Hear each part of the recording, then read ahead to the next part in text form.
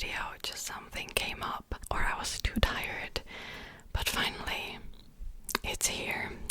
Okay, so today we're going to talk about the story of Martin Shkreli, aka Pharma Bro, aka the most hated man in America. And I'll tell you exactly why he has these nicknames. Okay, now, when I was listening to a couple of podcasts or videos, they were always very, almost aggressive. They were like, oh my god, he has such punchable face. I'm not going to do that in this video. There will remain a level of professionalism here. I'll give you my thoughts probably like every now and then, but especially at the end of the video, I'll just give you the facts and you can decide for yourself what you think of this case. Okay, let's dive into it. By the way, I have prepared these notes like last night, very late at night, so sometimes I will be looking down because I couldn't fully memorize them. Just bear with me in this video, okay?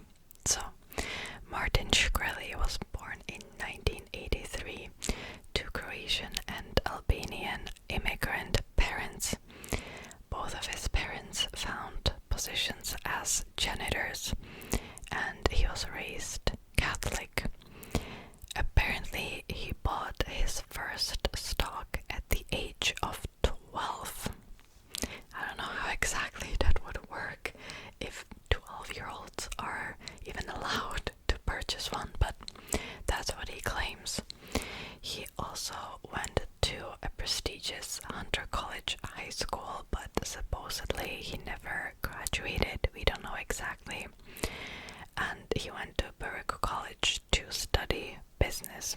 What is interesting is that he was interviewed at the age of 16 for a hedge fund belonging to Jim Cramer, very famous hedge fund, and he interned in it. While he worked there around the age of 19, he recommended shorting a stock of a biotech company. If you don't know what shorting a stock means, I'll read you the definition. Okay, so being short means investing in such a way that the investor will profit if the value of the asset falls.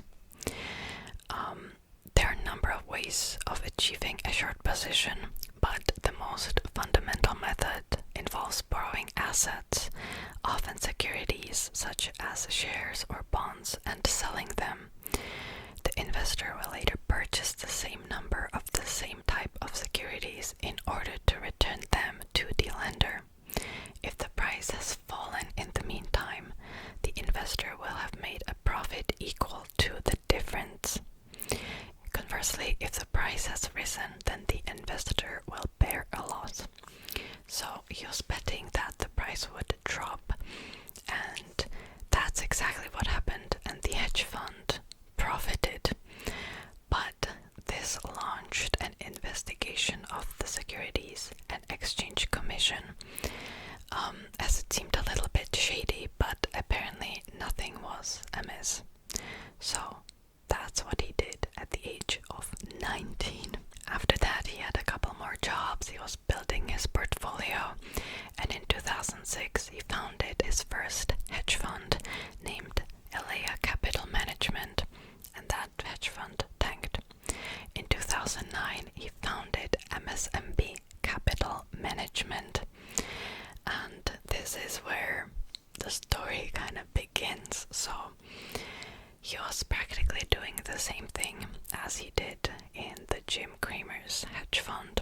So he was shorting stocks in order to profit. By the way, shorting is not illegal as long as you don't try to manipulate the market in some way. And that's exactly what he did. And he would always focus on biotech companies, pharmaceutical companies. So, for example, in 2010, he wrote a letter to FDA to reject an inhaled insulin remedy by a company, and as a result of that, the value of the stocks of the company plummeted, and his hedge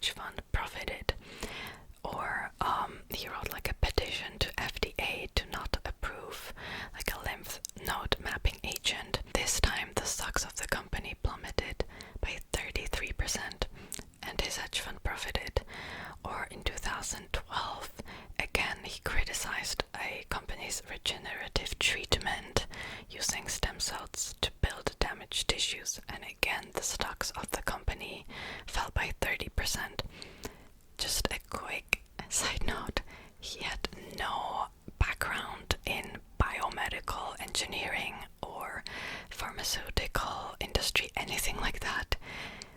He was just sort of making these claims on a whim in order for his hedge fund to profit. So, of course, that is illegal.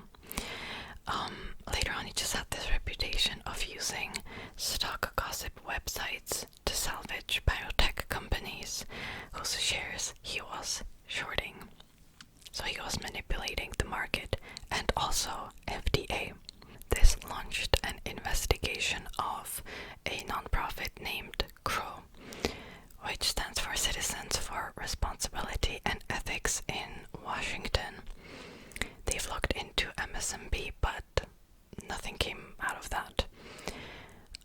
Well, this didn't always work. So, for example, he tried to short stocks of a company named Oxygen Therapeutics, and he lost $7 million for the hedge fund and $1 million in trading loss, and MSMB had to halt trading.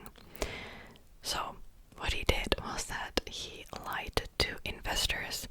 He would falsify reports for them.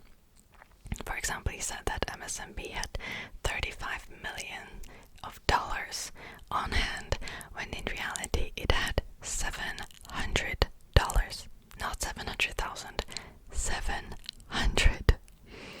But we're just starting off. Okay, this is just the beginning. So in 2011, he founded a pharmaceutical company named Retrophin. The name stands for recombinant dystrophin. So he claimed that he can rewrite the genetic sequence himself for the recombinant dystrophin after reading copious academic literature on the topic, and he plans to manufacture the drug one day. So why did he start his company? Well, he said that there wasn't enough money in hedge funds. Okay, so he just wanted to make money, of course. His second reason was to help people.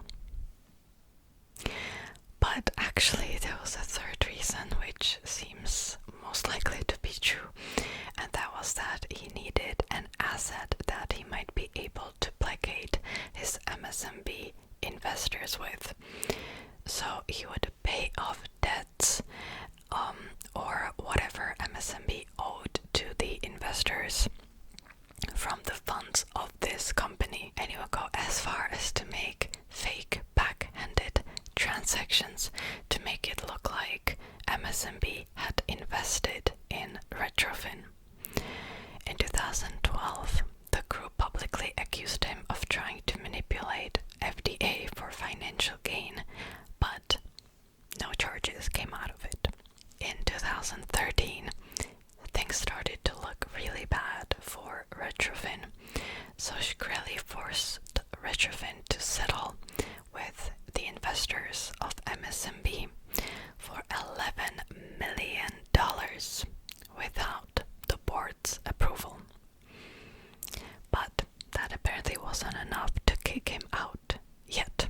So with this company, he had a plan. Okay, so he was planning on acquiring rights to obsolete remedies, and then he would raise the prices of these remedies, and the money he would acquire this way would be used for research into rare diseases. So he said he realized his life mission: I want to cure as many diseases and save children's lives. Let's take a step back a little bit. This is actually not illegal. So a lot of pharmaceutical companies actually do this, but they are more subtle about it. So for example, they would justify the price increase through new cursory trials, or they would give the drug a new name so the customer wouldn't realize what actually happened.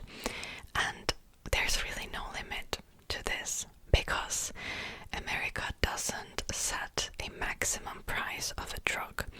A lot of countries in the world, I know in Europe this is standard practice, there would be a maximum price for a drug so that pharmaceutical companies couldn't do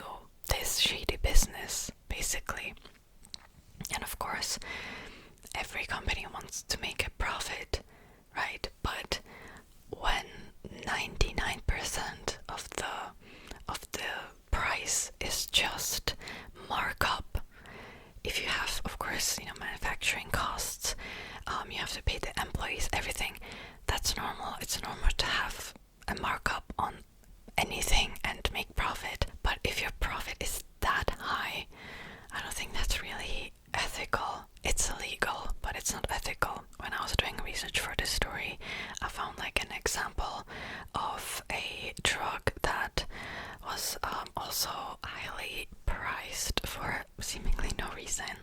It was used to treat urinary infections or STDs, and the price rose from $20 a bottle of tablets to $1,800. Okay, but the price rose over 6 months. Still doesn't make it okay, but this is completely legal in America. Yes. Okay, let's go back to the story. So in the spring of 2014, value of Retrophin stock shot up from $3 that it was previously to almost $20. And he tweeted without any explanation, just saying, "This is the best day of my life."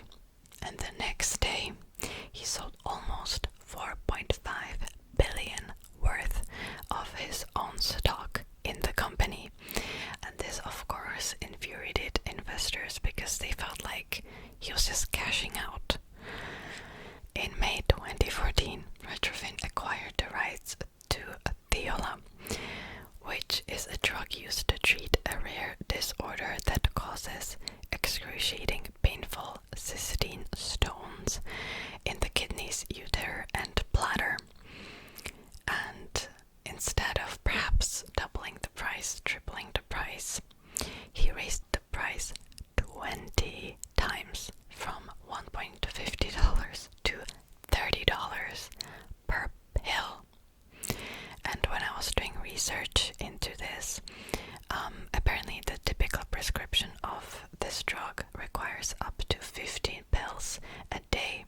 So the cost of the treatment shot up from roughly $8,000 a year to $160,000 per year for a patient overnight. Usually insurance companies would foot the bill for this drug, but actually in most cases patients had to co-pay. And for an uninsured person, this of course is absolutely devastating. If somebody questioned the Retrophin company, they would be bashed on Twitter, and I found this so funny. So they would be bashed from suspicious fake accounts with usernames like @ThuckBioAnalyst that had this persona of like a thug rapper, thug bioanalyst rapper, I don't know. And the tweets were actually being written by the Retrophin employees. And when this became known, Shkreli just tweeted, "I don't surveil my employees for what they tweet, and who gives a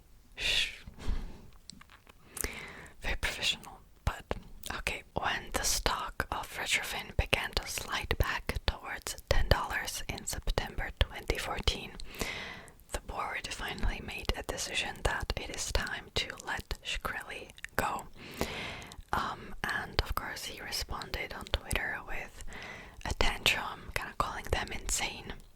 In August 2015, Retrophin sued Shkreli for $65 million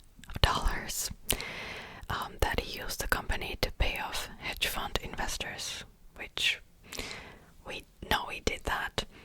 I've said previously $11 million, but like who knows what was really going behind the closed doors. There's probably way more money involved. It's just that I couldn't exactly find the data on that. But okay, also a former employee who was a portfolio manager at MSMB and Retrophin was harassed by Shkreli, and the emails and texts were actually published on a website called Gawker. And Shkreli not only harassed this employee, he also harassed the wife of the employee. He was using derogatory terms towards her. He even said to her, "I hope to see you and your children homeless." He texted his 16-year-old son of the employee, basically telling him, "Your dad betrayed me. I sued him. Ask him about it." Like, what does that achieve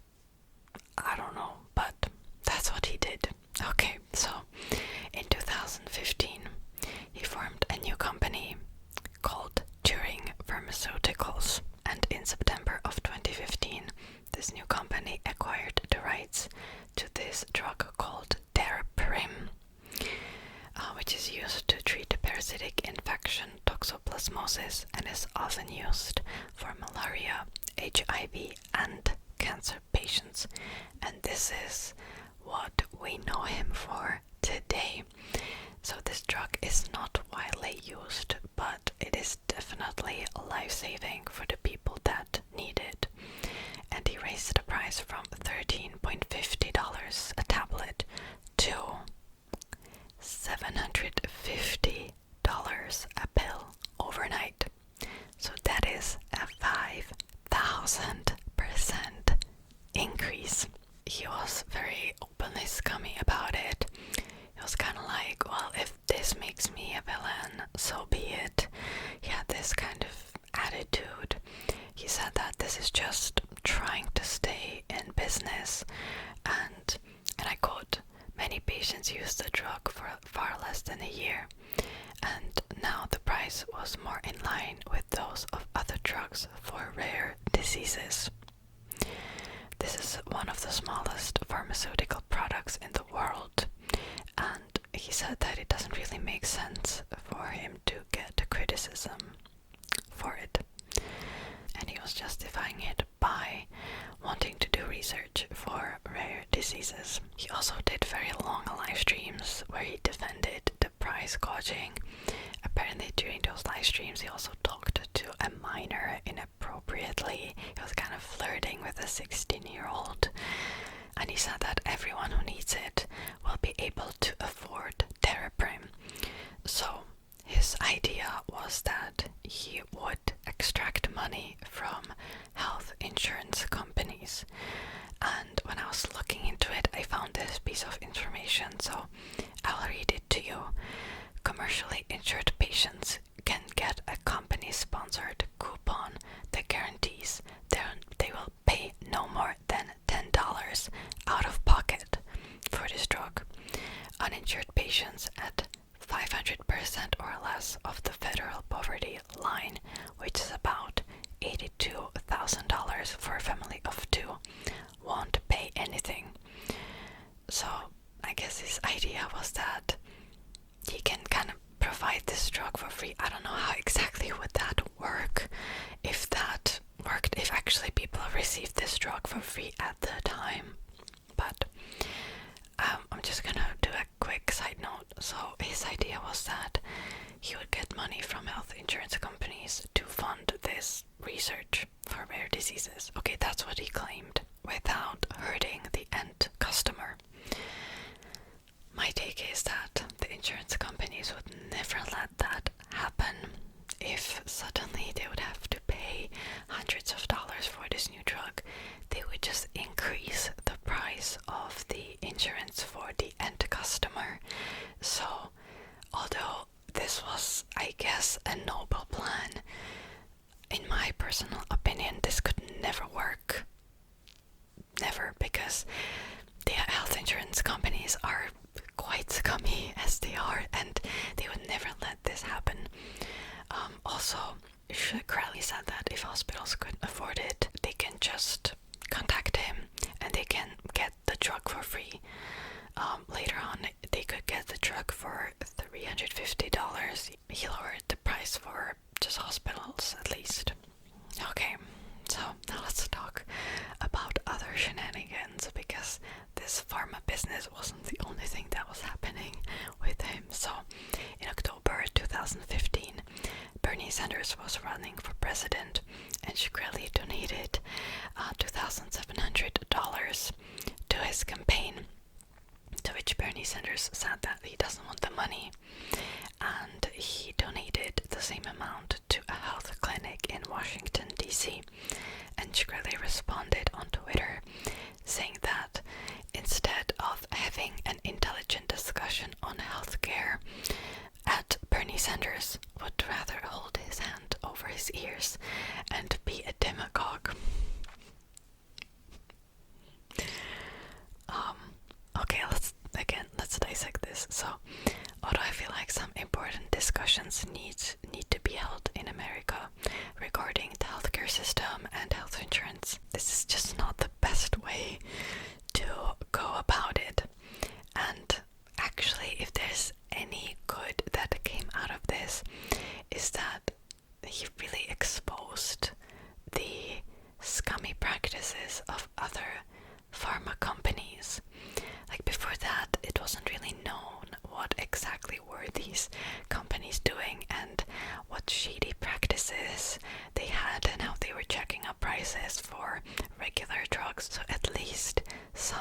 important discussions were held.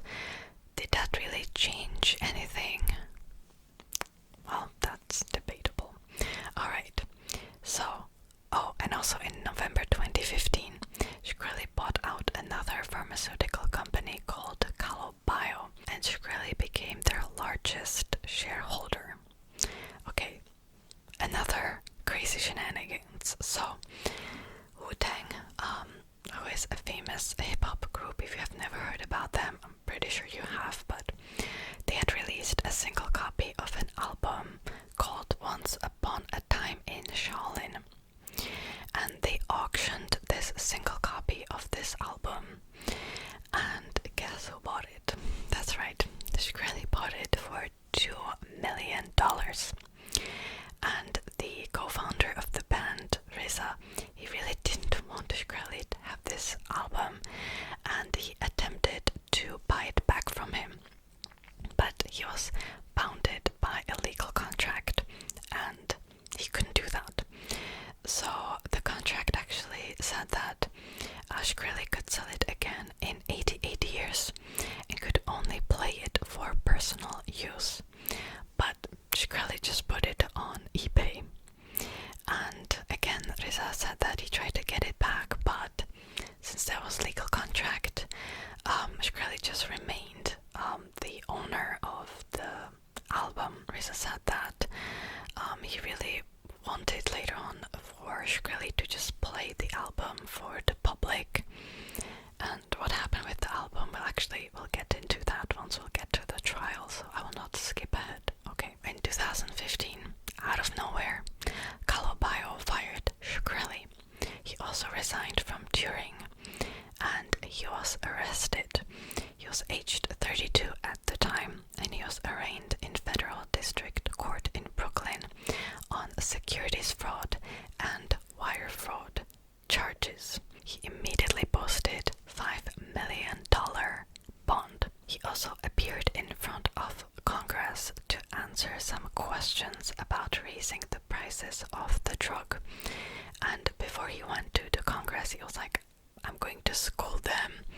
But actually, he decided to plead the fifth, which means that he refused to answer the question on the grounds that he might incriminate himself.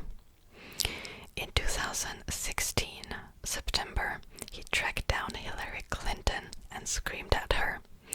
That's kind of random, but it became important later on in the story. And during this time, he was openly harassing journalists covering his trial, which isn't really fair. The journalists are just trying to do their job, but Shkreli or one of his friends created a fake Facebook page for them. He berated them on live streams. He bought domains with their name. He also harassed the specific writer of Elle magazine, I think. He bought a domain called Marry Me Laura and her surname.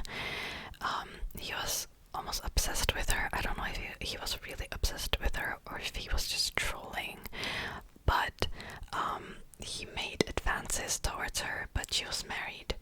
So he changed his profile picture on Twitter to his face, photoshopped to Laura's, the writer's, husband's body. He would also post pictures of her, and he was suspended from Twitter for this harassment. And all of this was happening while he was awaiting trial. In June 2017, more than 200 potential jurors were excused from the trial due to widespread open disdain to Shkreli.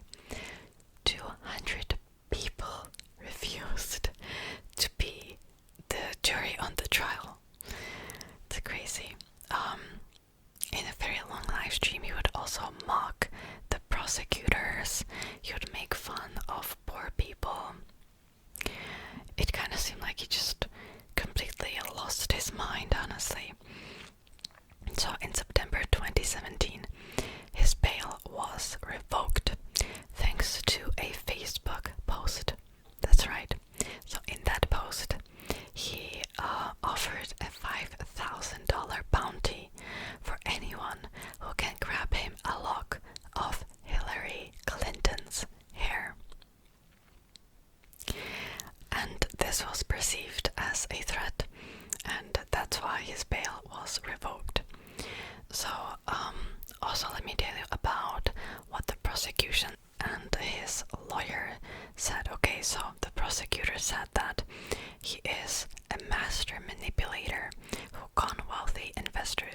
deserves 15 years in prison. And his lawyer said that he was a misunderstood eccentric who would use unconventional means to make those same investors even wealthier. Yeah, interesting. So, in March 2018, he was sentenced to 7 years in prison for defrauding investors in his 2 failed hedge funds. And after this sentencing, he broke down crying. He said that he made many mistakes and he apologized to investors. And he said, and I quote, "I want the people who came here today to support me to understand one thing. The only person to blame for me being here today is me." He was also fined $75,000 and received credit for the 6 months he had been in prison. And he would have to forfeit more than $7.3 million in the brokerage account and the personal assets, including his one-of-a-kind Wu-Tang Clan album that he bought for $2 million. So, I don't know exactly what happened with the album. It seems like it was seized by the government. Now, while this was ongoing, let me tell you this. There is a very interesting story. So there was one journalist called Christy Smythe that was covering white-collar crime for Bloomberg News.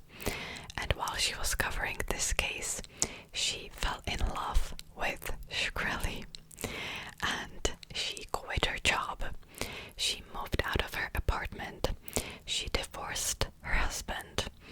And she said that this made her completely rethink her life choices, that Shkreli made her question everything about her life, and she could see his earnestness in interviews, and it didn't match the idea that he was a fraudster.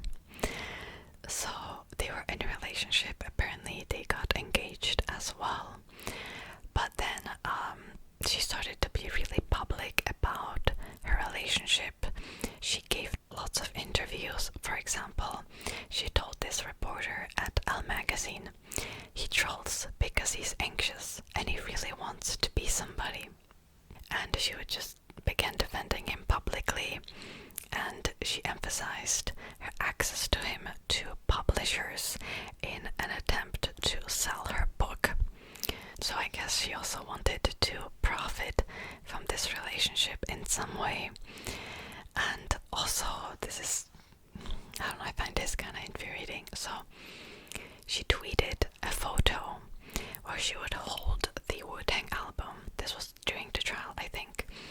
And she would tag the female journalist that I talked about, that Shkreli harassed, her and her husband really, online. And she posted it with the caption, "I don't think he would hurt a woman, even a journalist."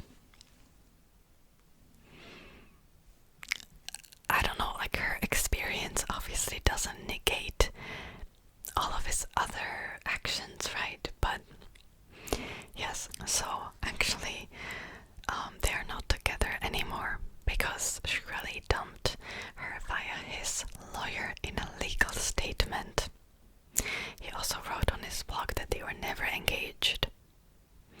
And that's how their relationship ended, although she said multiple times that she would like to meet him again when he will be released from prison, and that she still loves him.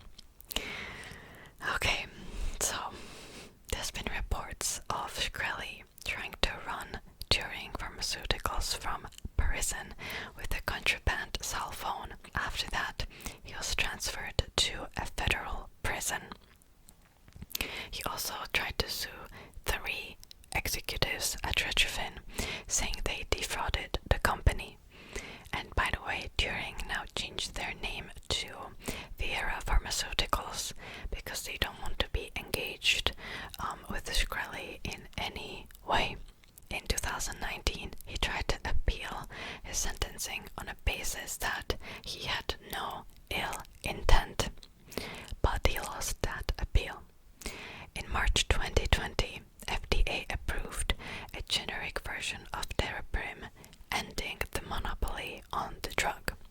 is of course a good thing. And also in April 2020, his defense asked the authorities to release him for 3 months to work in a lab to find a cure for COVID. I just find it so funny. Like, he was not a scientist. He was working in finance. That was like his main profession.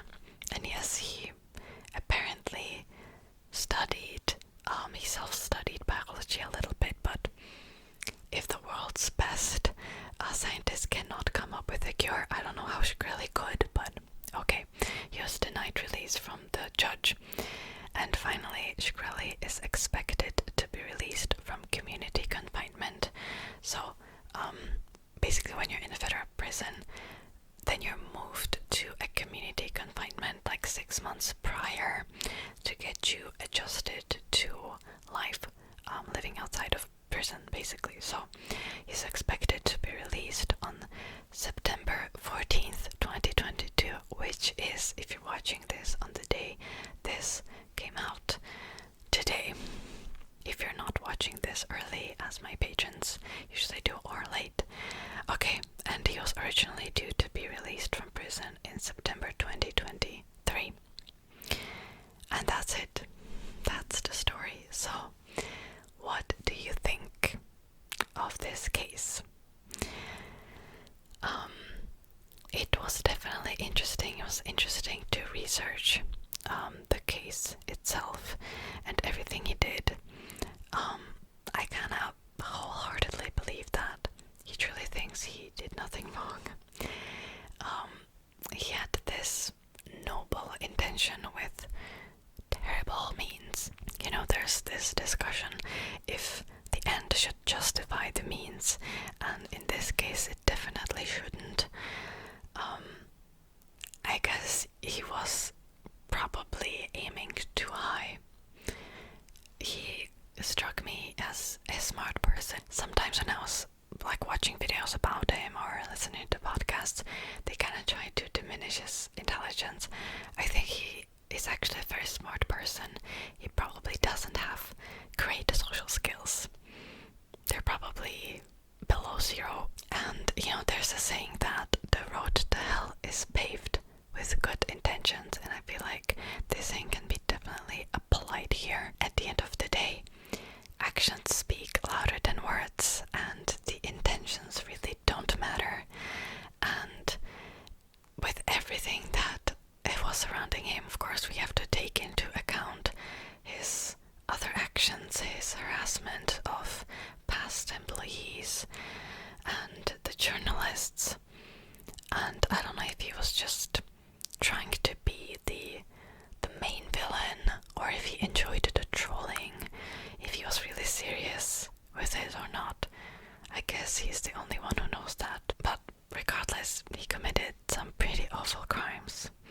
Oh, and I also forgot to mention the nickname Pharma Pro.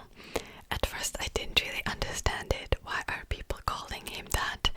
And then I realized that he really talks kind of like a frat bro or like a teenager. He doesn't really have that sort of professionalism that you would expect from people in his position. So I find the nickname Pharma Bro just a little funny and perhaps fitting as well. I think the main takeaway from this story is that jacking up prices of drugs out of all products and items should not be legal the way it is now. There definitely should be a limit. But that's just my opinion. Maybe you have a different opinion. Okay, so that will be it for this story. If you have any other requests for true crime, for scammers, fraudsters, you know that I really don't cover stories of really violent crimes, as I feel like there's nothing we can learn from that. And also, I don't really feel like covering those stories. It's not relaxing to me. And personally, I feel like cases like this are much more interesting. So yeah, that's it for today's video. Thank you so much for watching, and I'll see you next time. Bye bye, bye bye, bye bye, and good night, good night, good night, good night. Thank you to chat and other lovely patrons and members for their support. Here are some other videos you might like, or you can check out my Czech ASMR channel or my channel